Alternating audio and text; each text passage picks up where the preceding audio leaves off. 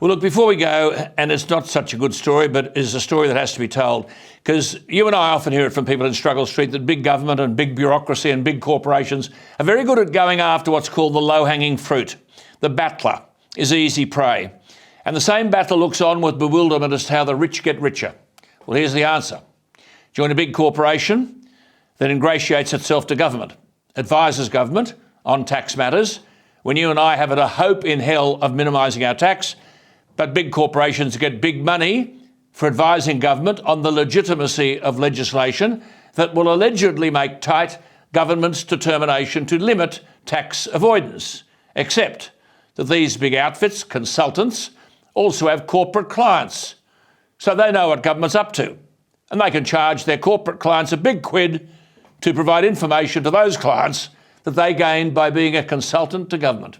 Obviously, the information's meant to be confidential. Doesn't worry this mob. Enter PricewaterhouseCoopers, now being described as embattled professional service giant. Some might say that's a euphemism for corporate crook. It's really a simple story. It's now clear the confidentiality that should apply to important information from government to such a consultant. The confidentiality has been completely breached.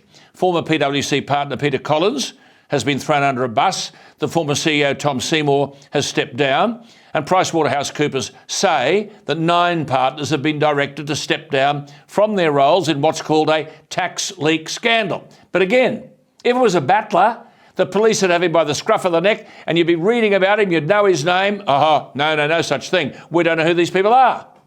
And there's a tendency to imagine, which suits big business, look, don't worry, all this is a bit too complicated for you to understand. Don't swallow that stuff. We're dealing here with corporate grubs, cover-up merchants. Don't you love the acting CEO, Kristen Stubbins, who made a statement about this in the last couple of days? Try this for size. Quote, in relation to the breach of confidentiality, our clients were not involved in any wrongdoing and no confidential information was used to enable clients to pay less tax, unquote. I beg your pardon? No confidential information was used to cut the tax bill of a PwC client?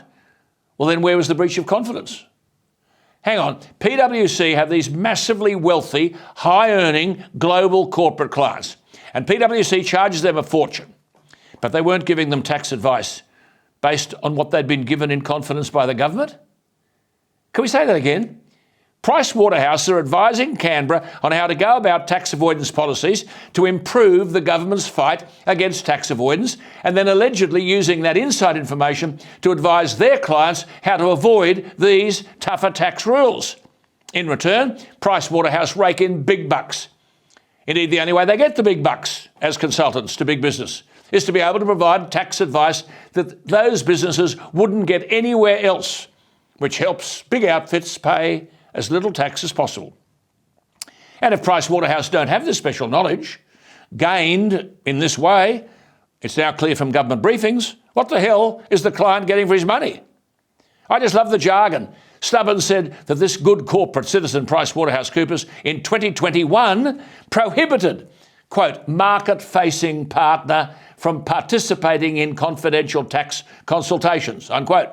So presumably, up until 2021, Pricewaterhouse were on easy street, confidential tax consultations with the government, walk out that door into a room full of clients. Haven't we got news for you? The government, we're told, is going to get tough on tax avoidance, but don't worry, we know the new rules and we'll charge you a fortune to help you get around them. But it wasn't until 2021 that market-facing partners, that's partners who talk to clients, couldn't participate in these confidential tax consultations. And that's how they get rich. Big accounting firms, partners, benefits, social prestige, rich, consult with the government, and the government will pay Pricewaterhouse big money for their expert knowledge, and Pricewaterhouse then charge the clients big bickies to pass on what they learned from government. And don't you love the story today? PricewaterhouseCoopers blocked the Australian Tax Office's attempt to gather more information about PricewaterhouseCoopers' involvement in the tax leaks. That's the scandal. And they blocked that at least 6 years ago, prompting the Tax Office to report its, quote, significant concerns to the Federal Police in 2018. Hang on, it's 2023. How many are involved in this cover-up? Aren't we entitled to expect the federal police to put these people in the dock? And are we expected to believe nothing's happened since 2018?